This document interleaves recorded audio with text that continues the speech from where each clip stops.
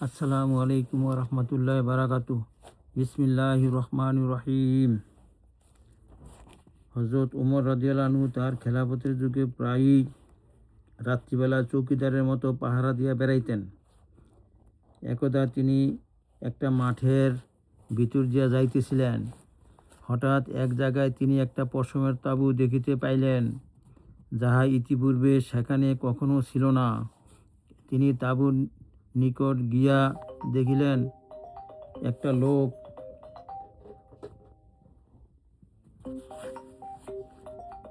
লোক তাঁবুর বাহিরে বসা আছে এবং তাঁবুর ভিতর হইতে একটা করুণ বেদনার শব্দ শোনা যাইতেছে।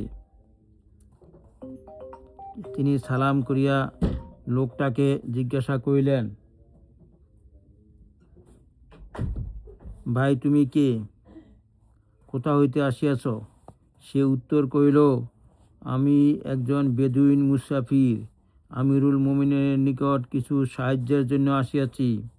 হযরত ওমর রাদিয়াল্লাহু আনহু বলিলেন, তাঁবুর ভিতর হইতে একটা ব্যথার শব্দ শোনা যাইতেছে কেন? লোকটা বলিল, বেটা, নিজের কাজে চলিয়া যাও, এত কথার প্রয়োজন কি?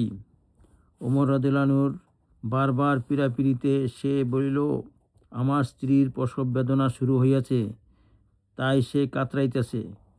তিনি বলিলেন, অন্য কোনো মেয়ে লোক কাছে নাই কি? সে বলিল, না, কেহই নাই। হযরত ওমর রাদিয়াল্লাহু আনহু তৎক্ষণাৎ বাড়িতে ফিরিয়া আসিয়া তাহার স্ত্রী উম্মে কুলসুমকে বলিলেন, তোমার ভাগ্যে আজ এক বহুত বড় পুণ্যের কাজ লেখা হইয়াছে। তিনি জানিতে চাহিলে বলিলেন, মাঠের মধ্যে এক পরদেশী মুসাফিরের স্ত্রী প্রসব বেদনায় কাতর, অথচ তাহার খেদমত করিবার মতো কেহই নাই। তিনি বলিলেন, আমি প্রস্তুত আছি।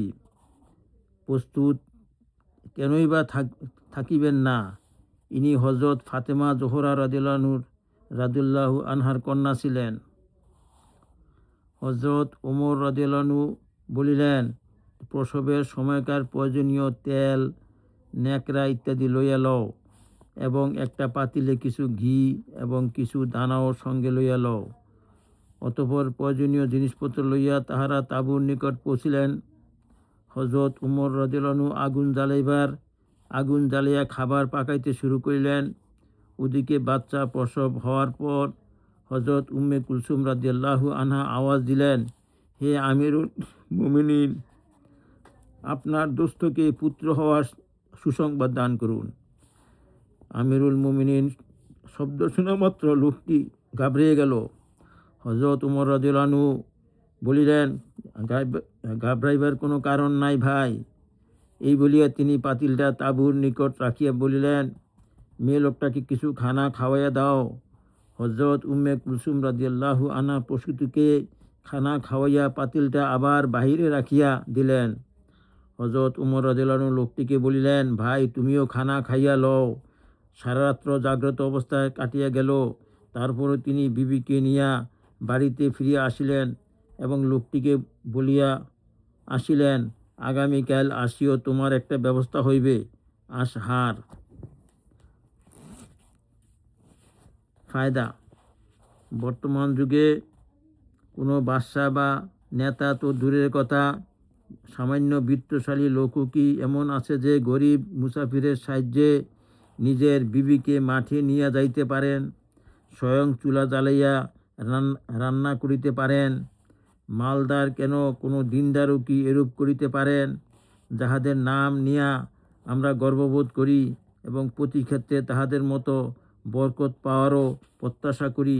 কোনো একটা কাজও কি আমরা তাহাদের মতো করিতেছি?